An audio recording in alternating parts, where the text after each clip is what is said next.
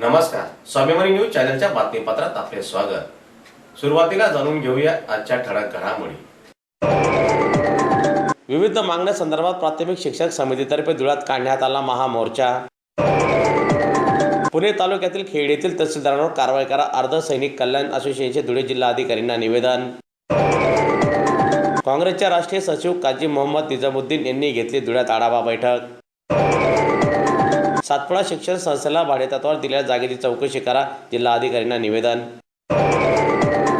मोहाडी उपनगरात पकडला सर्पमित्राने भला मोठा अजगर। आता जाणून घेऊया बातमीपत्र विस्ताराने। विविध प्रलंबित मागण्यासाठी व अशैक्षणिक कामांना विरोध करीत आज धुळे जिल्हा प्राथमिक शिक्षक समन्वय समिती तर्फे धुळे जिल्हाधिकारी कार्यालयावर मोर्चा काढण्यात आला। दरम्यान जिल्ह्यातील प्राथमिक शाळा बंद ठेवून शहरातील कल्याण भवन जवळून काढण्यात आलेला मोर्चा डॉक्टर बाबासाहेब आंबेडकर यांच्या पुतळ्यास अभिवादन करून क्युमाइन क्लब जवळ पोहोचला। यावेळी प्राथमिक शिक्षक समन्वय समितीतर्फे धरणे आंदोलन करीत विविध मागण्यांसंदर्भात धुळे जिल्हा अधिकाऱ्यांना निवेदनही देण्यात आले। दरम्यान यावेळी समितीचे अध्यक्ष योगेश दात्रक, सरचिटणीस चंद्रकांत सत्तेसा, रवींद्र पाटील, सुखलाल बोरसे, शरद सूर्यवंशी, शिवानंद बैसानेसह शिक्षक मोठ्या संख्येने आजच्या या महामोर्चात सहभागी झाले होते। तर आज धुळे जिल्हा प्राथमिक शिक्षक समन्वय समितीच्या वतीने जिल्हाधिकारी कार्यालयावर प्रचंड असा आक्रोश मोर्चा प्राथमिक धुळे जिल्ह्यातील तमाम प्राथमिक शिक्षक संघटनेचे सर्व पदाधिकारी आणि शिक्षक बंधू भगिनी यांच्या वतीने जोरदार असा आक्रोश मोर्चा आम्ही कल्याण भवन ते क्युमाइन क्लब असा काढलेला होता। आमच्या शासनाच्या विरोधामध्ये ज्या काही मागण्या होत्या त्या मागण्यांच्या संदर्भात आज आम्ही माननीय जिल्हाधिकारी महोदय यांना मागण्यांच्या संदर्भात निवेदन देणार आहोत। ज्या आमच्या प्रलंबित मागण्या आहेत, सर्वात महत्त्वाची मागणी अशी आहे की या शासनाने 15 मार्च 2024ला एक GR अस्तित्वात आणला आणि त्या GRमुळे जवळपास आमच्या संपूर्ण राज्यभरामध्ये जवळपास 14 ते 15 हजार शिक्षकांच्या जागा अतिरिक्त होणार आहेत आणि या अतिरिक्त झालेल्या जागांमुळे आमच्या शिक्षकांचं समायोजन होतं आणि आमच्या म्हणजे नवीन भरती होणार नाही। त्यानंतर 5 सप्टेंबर शिक्षक दिनाच्या दिवशी या शासनाने अजून एक अन्यायकारक GR काढला आणि तो GR असा काढला की 20% संख्यापर्यंतच्या सर्व शाळा त्यांनी त्या शाळेमध्ये एक कंत्राटी शिक्षक नेमायचा आणि एक सेवानिवृत्त झालेला शिक्षक नेमायचा। म्हणजे त्या शासनाची भूमिका अशी आहे की या शिक्षण क्षेत्रामध्ये पवित्र ज्ञानदानाचं कार्य करणारे वाडी वस्तीवरील गोरगरीब बहुजनांच्या मुलांना शिक्षण देणारे आमचे सर्व शिक्षक यांची संख्या कमी झाली पाहिजे आणि कमी झाल्यामुळे शासन कुठंतरी आमची संख्या कमी करून एक म्हणजे जे तरुण आहेत आपल्या महाराष्ट्रामध्ये भरपूर असे तरुण आज बेरोजगारीने फिरत आहेत, जे DED झालेले आहेत, BEd झालेले आहेत, परंतु त्यांना रोजगार न देता शासन हे कंत्राटी धोरण अवलंबत आहे आणि या कंत्राटी धोरणामुळे जो बेरोजगारांवर देखील अन्याय होणार आहे।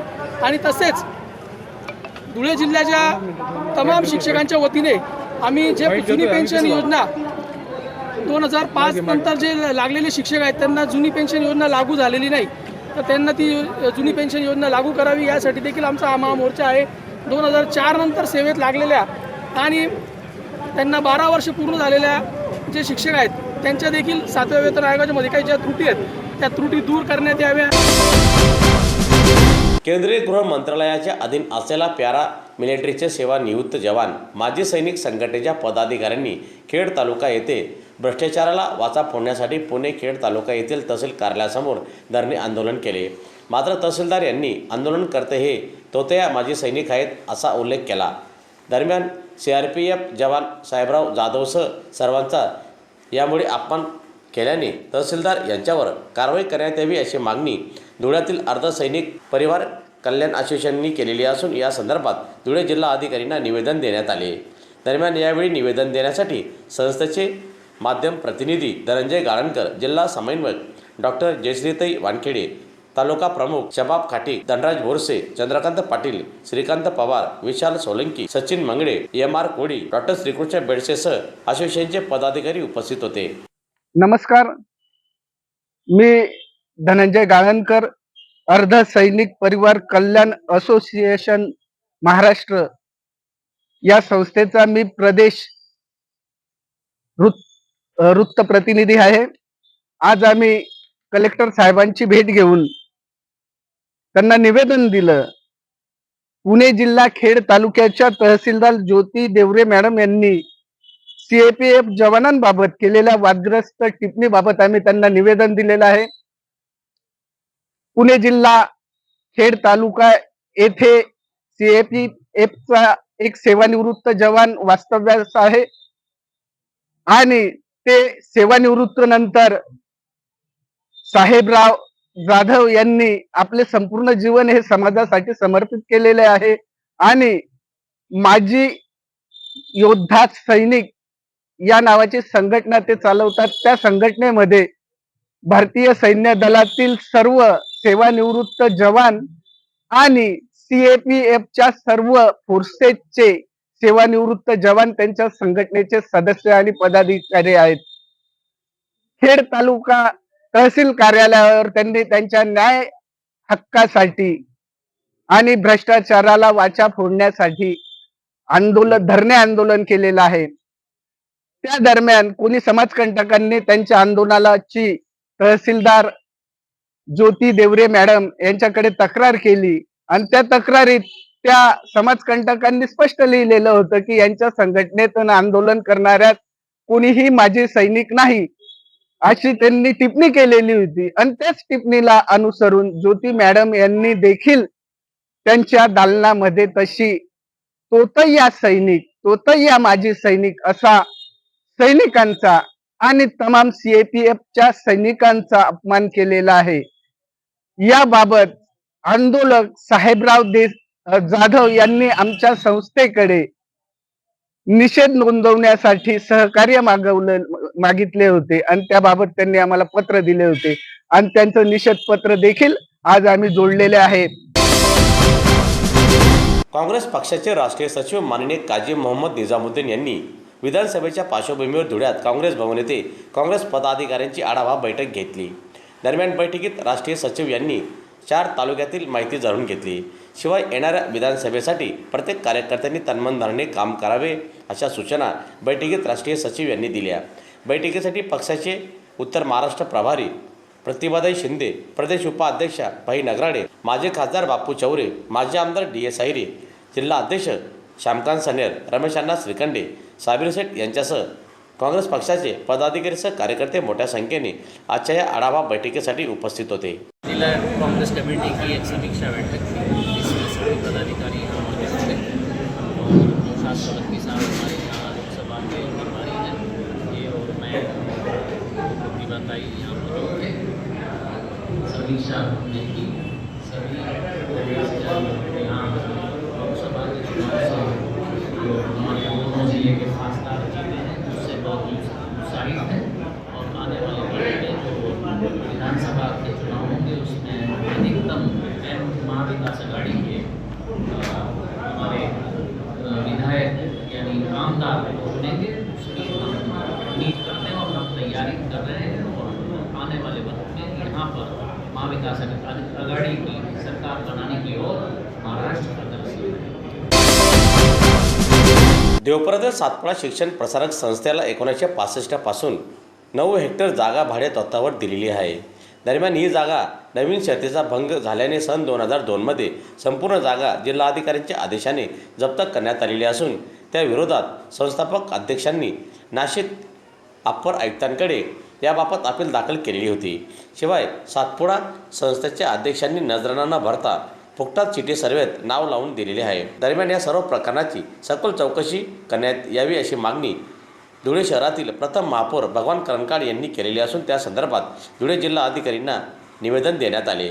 शिवाय चौकशी न केल्यास विभागीय आयुक्त नाशिक यांच्या कार्यालयासमोर आमरण उपोषण करण्यात येईल असा इशारा देखील निवेदनाद्वारे देण्यात आलेला आहे. दरम्यान यावेळी निवेदन देण्यासाठी त्यांच्यासोबत पदाधिकारी देखील उपस्थित होते. आम्ही शिवसेनेचा पहिला महापौर भगवान करंकाळ आज 24/9/24ला आम्ही नूतन कलेक्टर साहेबांना भेटलो. जी नवीनच धुळ्याचा पदभार ज्यांनी स्वीकारला. आमची अनेक वर्षापासून मागणी आहे. दिलीप भिका वाघ पत्रकार आणि कैलास गर्दे ही दोन्ही पत्रकारांनी हा विषय उचललेला आहे. धुळे देवपूर येथील सातपुडा शिक्षण प्रसारक संस्था यांना शासनाने 9 हेक्टर जागा 22 एकर जमीन दिलेली आहे. त्या जमिनीमध्ये शासनाचा कुठलाही नजराणा न भरता सरकारचं नाव कमी करून त्यांचं नाव लावून घेतलेलं आहे. करोडो रुपयाची शासनाची फसवणूक केलेली आहे. 22 एकर जमिनीवर हा ग्रस्त न थांबता आणखी 4 एकर जमीन नगावबारीची टेकडी फोडून 4 एकरमध्ये स्वतःचे शिक्षण संस्थेसाठी दिलेल्या जमिनीवर स्वतःचे बंगले थाटले. तिथं 3 बंगले, एक 400-500 करोड रुपयाचा घोटाळा हा आहे. आणि शासनाचे कमीत कमी 15 ते 20 कोटी रुपये नजराणा याची बी फसवणूक केलेली आहे. शासनाची बी फसवणूक आणि स्वतःचं नाव वैयक्तिक करून ते जमीन हडपण्याचा प्रकार आहे. हा जो परिवार आहे हा कायम राहणारा नंदुरबार जिल्ह्याचा. यांनी शहाद्याला बी अशा शासकीय जमिनी शिक्षण संस्थेच्या नावावर हडप केलेले आहे आणि धुळ्यामध्ये बी तेच कारण चालू आहे. आम्ही आज कलेक्टर साहेबांना हे सगळं निवेदन दिलं. मोहाडी उपनगर परिसरात भला मोठा अजगर आढळून आला. दरम्यान यावेळी सर्पमित्र तात्काळ घटनास्थळी दाखल झाले.